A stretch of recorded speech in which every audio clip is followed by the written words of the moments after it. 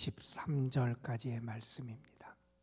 마태복음 25장 1절에서 13절까지의 말씀, 오늘 우리에게 주신 하나님의 말씀 우리 한 목소리로 함께. 천국은 마치 등을 들고 신랑을 맞으러 나간 10처녀와 같다 하리니 그 중에 5은 미련하고 5은 슬기 있는 자라. 미련한 자들은 등을 가지되 기름을 가지지 아니하고 슬기 있는 자들은 그릇에 기름을 담아 등과 함께 가져갔더니 신랑이 더디옴으로 다 졸며 잘세.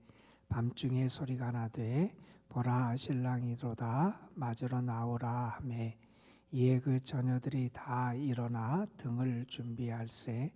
미련한 자들이 슬기 있는 자들에게 이르되 우리 등불이 꺼져가니 너희 기름을 좀 나눠 달라 하거늘 슬기 있는 자들이 대답하여 이르되 우리와 너희가 쓰기에 다 부족할까 하노라.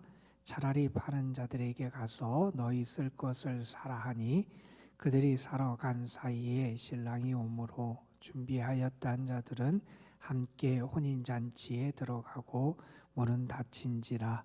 그 후에 남은 처녀들이 와서 이르되 주여 주여 우리에게 열어주소서. 대답하여 이르되 진실로 너희에게 이르노니 내가 너희를 알지 못하노라 하였느니라. 그런즉 깨어있으라. 너희는 그날과 그때를 알지 못하느니라. 아멘. 사람들은 아주 사소한 일일지라도 그것을 계획하고 때로는 준비하며 살아가는 것이 우리의 삶의 모습일 겁니다. 비가 온다는 예보가 있으면 아침에 나갈 때 우산을 준비해서 나가지요. 시험을 앞둔 학생들은 또 열심히 나름대로 시험을 준비하기 위해서 최선을 다해서 공부를 하지요. 사업을 하는 사람은 사업의 미래를 계획하고 설비 투자든지 그가 해야 될 것을 미리 계획하고 준비하고 때로는 또 위기 상황과 위험을 대비하면서 준비하기도 합니다. 우리 인생의 많은 것들은 또한 우리가 그것을 계획하며 준비하는 과정들을 통하여 이루어진다, 이렇게 말할 수 있을 겁니다. 군인은 전쟁이라든지 위기 상황을 대비해서 훈련을 하기도 하고요. 결혼을 앞둔 신랑 신부는 결혼을 위해서 이런저런 것들을 준비하고 계획합니다. 또 우리가 계획하고 준비해야 될 것 가운데 하나는 우리가 이 세상을 떠나는 순간이 있다는 것도 우리는 분명히 알고 준비해야 되고, 뿐만 아니라 우리가 하나님 앞에 선다는 것도 우리는 알고 준비해야 합니다. 옛날에 한 부자가 있었어요. 그분은 신앙생활을 하는 분이 아니었고 그에게 예수를 잘 믿는 그런 하인이 한 사람 있었답니다. 주인이 그 하인을 볼 때는 좀 미련해 보이는 거예요. 일을 하면서 종으로 살아가는 것도 어려운데 신앙생활을 한다는 거 참 어리석고 신앙생활이 열심히 그 사람을 보면서 미련하다, 안 됐다, 이런 생각을 했다는 거예요. 어느 날 그 주인이 그 하인을 불러서 내가 볼 때 당신은 참 미련한 사람 같다, 이렇게 얘기하면서 그에게 지팡이 하나를 줬다는 거예요. 지팡이를 주면서 이런 얘기를 했답니다.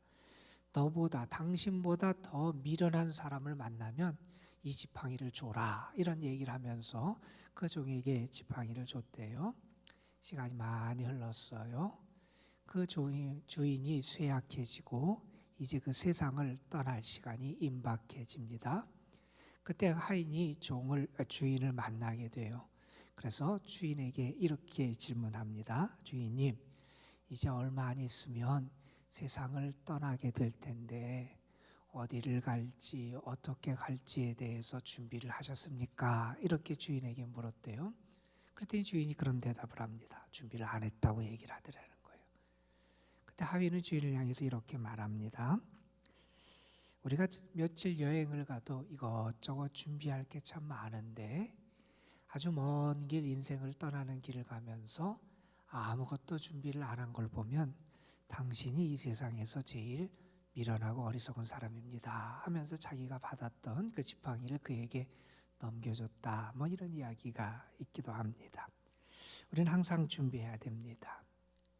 무엇을 하든지 준비하는 지혜, 그러한 것이 신앙에 있어서도 물론 우리에게 참 중요한 그러한 모습일 겁니다. 마태복음 25장은 마지막 때와 관련된, 특별히 인자의 재림과 관련되고 하나님 앞에서의 심판과 관련된 그런 세 가지 비유를 우리에게 해주시는 내용을 담고 있습니다. 오늘 우리는 그 첫 번째 비유인 우리가 흔히 열 처녀의 비유라고 하는 그러한 비유를 함께 읽었습니다. 고대 유대의 결혼 풍습에 의하면 통상적으로 결혼은 세 단계를 통해서 이루어진다 그래요. 약혼이라는 과정, 이것은 결혼을 약속하는 과정이고, 그거보다 더 결혼과 유사하게 그 관계가 밀접하게 묶이는 게 정혼의 과정이 있다, 뭐 이런 얘기를 하기도 합니다. 이것은 양가가 모여서 함께 그 약속을 확실하게 하는 그런 과정이고, 이 정혼 과정은 대략적으로 1년이 안 넘기는 1년 내에 그런 기간이고, 이 기간 동안 몇 가지를 시험하게 된답니다. 신랑이 신부와 가족들을 부양할 능력이 있는지, 그리고 신랑은 그동안 살 집을 마련하고 땅도 마련하고 결혼할 수 있는 이런저런 준비들을 하는 시간을 갖게 된다 그래요. 그리고 결혼 예식을 하게 된답니다. 이러한 과정을 통해서 결혼을 하게 되는데, 특별히 결혼식은 우리가 아는 것처럼 우리같이 하루에 이루어지는 것이 아니라 약 일주일 가까이 결혼 잔치를 하면서 이루어진다 그래요. 먼저 결혼 잔치를 하고, 잔치를 한 다음에 마지막에 결혼 예식을 하게 되는데, 우리와는 그 순서가 좀 다르죠. 우리는 예식을 하고 잔치를 하든지 하는데, 그들은 반대의 순서로 그렇게 진행을 합니다. 먼저 잔치를 하면서 사람들에게 극진히 대접해요. 많은 음식도 대접하고 흥을 돋구는 여러 즐거운 순서들을 가지면서 결혼 예식을 준비하게 됩니다. 그리고 그 결혼 예식은 밤에 저녁 때 이루어진다 그럽니다. 우리가 그런 짐작할 수 있지요. 더운 때니까 낮에 하는 것보다는 저녁에 중요한 예식을 하는 게 좋겠다 하는 생각을 할 수도 있고, 낮에는 사람들이 혹은 뭐 여러 가지 일을 처리할 수도 있고 직장을 하고 일터에 있을 수도 있다 하는, 그렇게 짐작할 수도 있지만, 저녁 때 예식을 하는 가장 중요한 이유는 유대인들에게 있어서 하루의 시작은 저녁부터입니다. 우리가 창세기에 보면 하나님이 창조하신 다음에 저녁이 되고 아침이 됐다 이런 표현을 하고, 이런 첫째 날이 이런 표현을 하는데, 하루의 시작이 저녁부터 되지요. 그래서 안식일도 금요일 저녁부터 이렇게 시작이 되게 되는 거 우리는 너무나 잘 압니다. 그래서 하루가 시작되는 그때 결혼 예식을 시작하게 됩니다.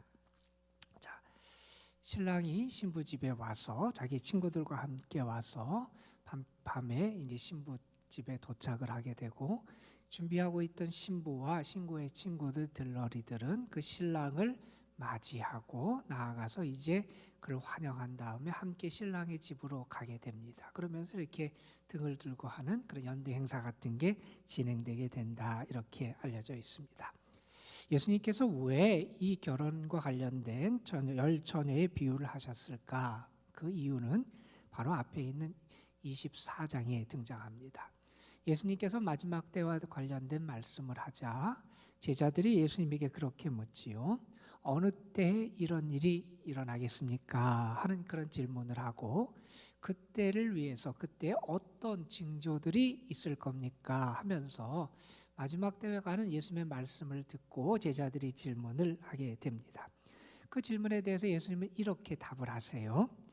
그러므로 너희도 예비하고 있으라. 생각지 아니한 때에 인자가 올 것이다. 예수님이 이 땅에 다시 올 날이 있다. 그러니 너희들은 예비하고 준비하고 있어야 한다 하는 그런 말씀을 하십니다. 그리고 나서 이어지는 가르침들이 이 25장에 있는 종말과 관련된 세 가지 비유의 말씀을 통해서 예수님은 그들에게 더 분명하게 가르쳐주고 계신 겁니다. 오늘 말씀 1절은 오늘의 말씀이 하나님의 나라와 관련됐다 하는 그런 하면서, 천국은 마치 등을 들고 신랑을 맞으러 나간 열 처녀와 같다 하는 말씀을 하면서 신랑을 맞이한다 하는 얘기를 합니다. 다시 말해서 신랑은 분명히 여기서 인자, 다시 이 땅에 오시는 예수님을 나타내는 것이고, 예수님이 이 땅에 분명히 다시 오시는 재림의 때가 있음을 우리에게 분명히 가르쳐 줍니다. 그래서 우리가 그 오실 예수님, 신랑으로 오시는 그 예수님을 맞이할 준비를 해야 한다 하는 그런 이야기를 하게 됩니다. 여기 보면 처녀가 10명이 등장하는데 이 10사람이 전부 다 신부는 아닐 거예요. 우리가 예전에 어디서 봤듯이 합동 결혼식을 하고 하는 그런 장면은 아닐 거예요. 여기 있는 처녀들은 물론 신부도 있지만 신부와 함께하는 신부의 친구들, 들러리들이 여기 있는 처녀들로 함께 묘사가 되는 것 같습니다. 저녁이 됩니다. 신랑이 오기를 기다리는데 신랑이 더디 와요. 자, 이 처녀들의 입장에서 한번 생각을 해보자고요. 결혼 잔치를 준비하기 위해서 이 신부의 들러리들은 며칠 전부터 아마 춤도 연습하고 노래도 연습하면서 그 잔치의 그 모든 것을 위해서 그들이 준비했을 거예요. 결혼식 당일, 그 신랑이 오는 당일도 신랑을 맞고 신랑의 친구들을 맞이하기 위해서 그들은 아침부터 아마 몸단장을 하고 이것저것 많은 준비를 했을 겁니다. 그래서 아마 이들은 많이 피곤해 있을 거예요.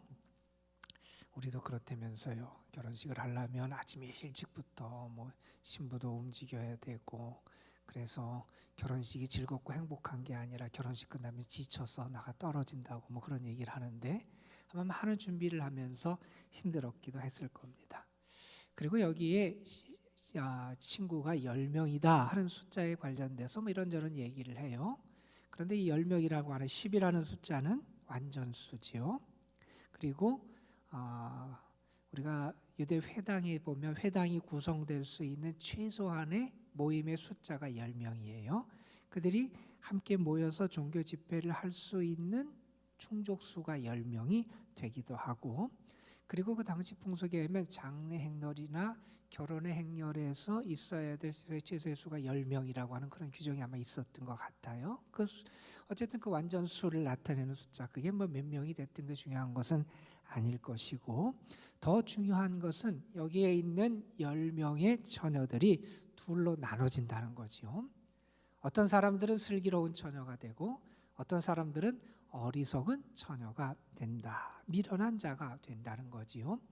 예수님께서 마태복음에서 5장부터 7장까지 산상설교, 산에서 제자들에게 많은 교훈의 말씀을 주신 다음에 결론으로 하신 말씀이 지혜로운 건축자가 있고 어리석은 건축자가 있다 하는 말씀을 하셨잖아요.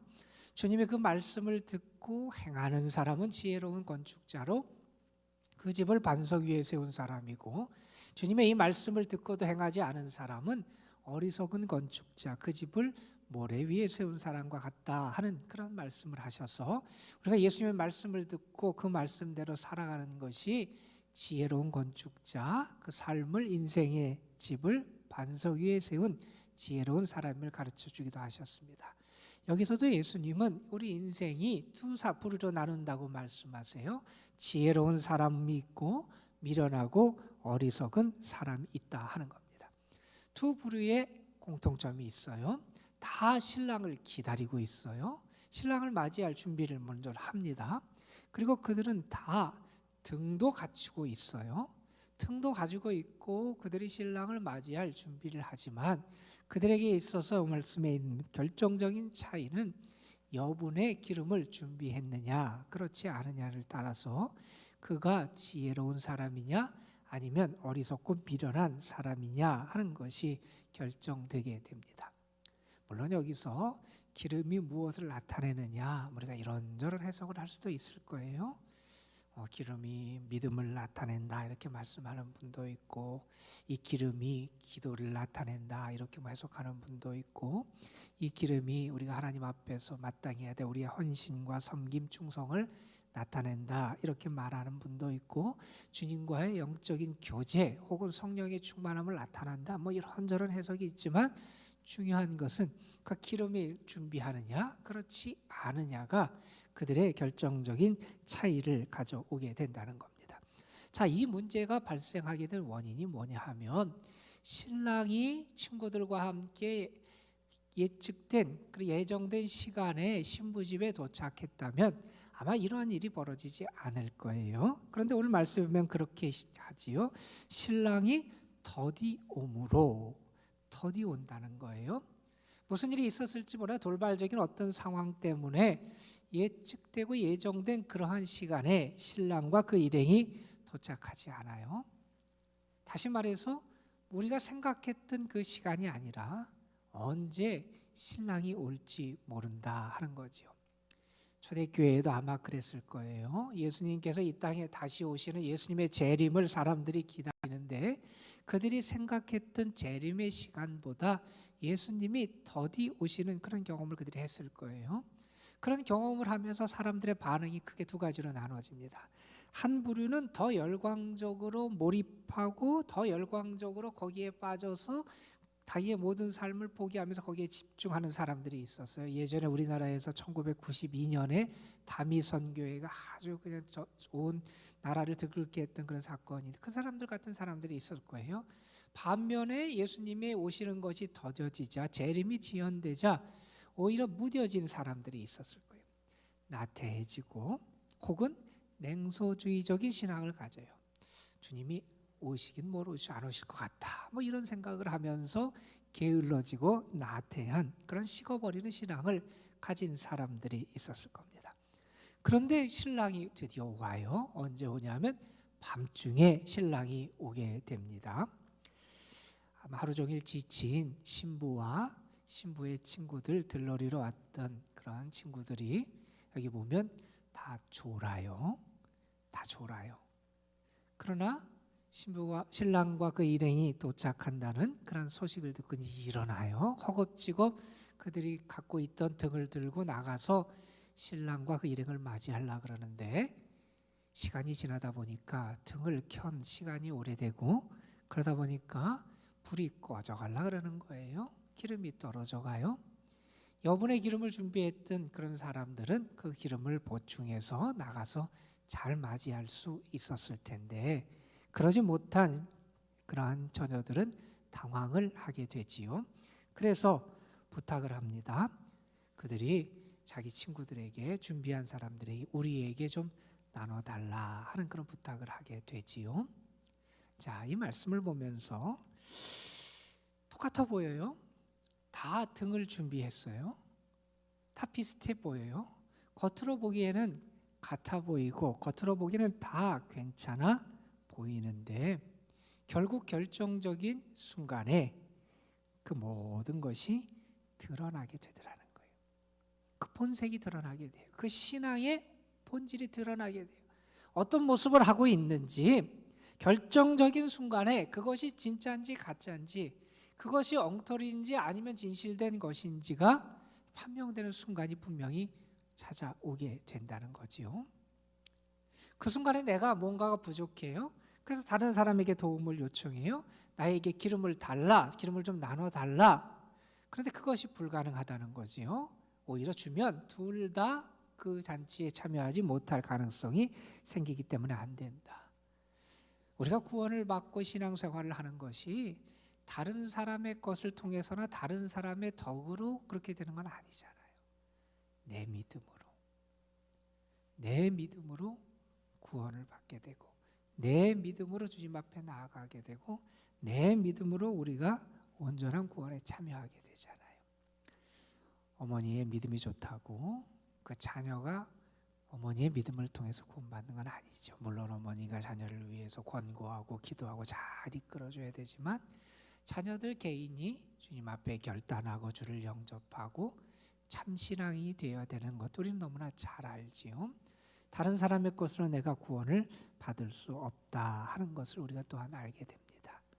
기름을 준비하지 못한 이 처녀들은 그들에게 주어진 좋은 기회를 놓치게 됩니다. 이 비유를 마치면서 예수님은 이렇게 이 비유의 결론을 맺으십니다. 그런즉 깨어 있으라. 그 날과 그때를 너희는 알지 못한다. 그날과 그때를 너희가 알지 못한다는 거예요. 내가 그날과 그때를 알지 못한다는 사실을 내가 받아들이고 인정하고 알게 되면 내가 깨어 있게 된다는 거예요. 깨어 있는 사람은 그날과 그때를 알지 못하고, 그러나 그때를 준비하면서 살아갈 수 있게 된다는 겁니다. 두 부류의 사람이 있다는 거죠. 슬기로운 사람이 있고 어리석은 사람이 있다는 겁니다. 그 둘 다 비슷해 보여요. 모습이나 준비하는 과정이나 다 비슷해 보여요. 그러나 결정적인 것이 드러나는 순간이 있다는 겁니다. 여러분은 지혜로운 분입니까? 아니면 미련한 그 5사람에 속한다고 생각을 하십니까? 저는 여러분이 슬기로운 사람들이 되시기를 주님의 이름으로 축복합니다. 여러분, 미련한 사람들을 보면서도 우리가 얻어야 될 교훈이 분명히 있습니다. 하나님은 겉에 있는 것을 가지고 판단하는 분이 아니라 그 중심을 보시고 그것을 가지고 판단하시는 분이라는 것이고, 우리 신앙생활이라고 하는 것은 우리가 대신할 수 없다는 것도 우리는 분명히 알게 됩니다. 이 비유는 준비하지 않는 사람들에게는 분명한 경고가 되는 비유예요. 그러나 반면에 위로가 되는 말씀이기도 합니다. 준비한 자들, 그들은 주님의 잔치에 참여할 수 있다고 하는 그 약속을 우리에게 주시는 그러한 말씀이기도 합니다. 주님과의 만남을 준비해야 된다 하는 것을 다시 한번 우리에게 가르쳐주는 이 말씀, 나에게 기름이 있는지, 내가 정말 슬기로운 사람인지를 다시 한번 살펴보면서, 내가 언제 주님 앞에 설지 모르지만 주님, 내가 늘 깨어 기름을 준비하는 슬기로운 사람이 되게 하여 주옵소서. 오늘 함께 기도하며 그렇게 주님 앞으로 나아갈 수 있었으면 좋겠습니다.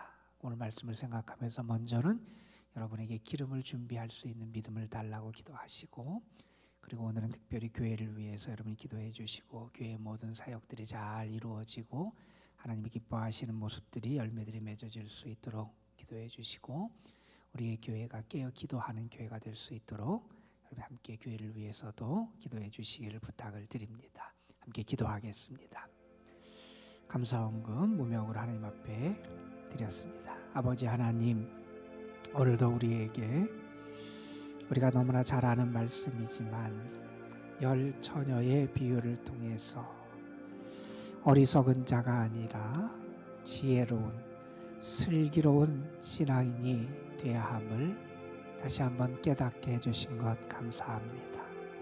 주님이 언제 오실지 우리는 알지 못하지만 그러기에 더 깨어 주님 맞을 준비를 하고, 주님이 언제 오실지 알지 못하기에 더 겸손하게 기름을 준비하는 그러한 신앙이 되어야 함을 다시 한번 우리에게 알게 하시니 감사합니다. 때로 우리가 소홀해 있고 게을러 있고, 우리가 주님이 오심에 대해서 의식하지 못하며 우리의 삶에만 몰두하며 살아가며 주님을 맞이할 여분의 기름을 준비하지 않고 살아갈 때가 얼마나 많은지 모릅니다. 다시 한번 우리 자신을 돌아볼 수 있게 하여 주시고, 주님 앞에 설 때 부족하지 않고 부끄럽지 않도록 더 신앙에 우리가 더 집중할 수 있도록 도와주시고, 주님을 바라보면서 주님을 만남에 우리에게 참 기쁨이 되고 행복이 될 수 있도록 주님께 늘 나아가고 준비하는 신앙인들 되게 하옵소서. 오늘도 사랑하는 영혼들, 저들의 가정, 저들이 수고하며 애쓰는 일들, 저들의 자녀 손들 모두 다 주님의 손에 의탁합니다. 주와 동행하는 하루가 되게 하여 주시고, 주님이 기뻐하시는 주님 편에 선 자, 의의 편에 선 자, 하나님의 기쁨이 되는 자로 살아갈 수 있도록 인도하여 주옵소서. 혹시 십자가를 생각하지 않고 살아가는 우리의 모습이 있다면 십자가를 바라보게 하시고, 나의 십자가를 질 수 있는 믿음도 주시고, 십자가 앞에서 주님을 만나고 십자가의 주님과 동행하는 십자가의 사람이 되는 은혜도 허락하여 주옵소서. 오늘도 우리가 말씀에 의지하여 하나님 앞에 기도하고, 또한 우리 교회를 하나님 앞에 맡기며 기도하고, 우리의 삶을 하나님 앞에 올려드리며 기도합니다. 하나님 도우시고 붙잡으시고 채우시고 은혜로 역사하여 주옵소서.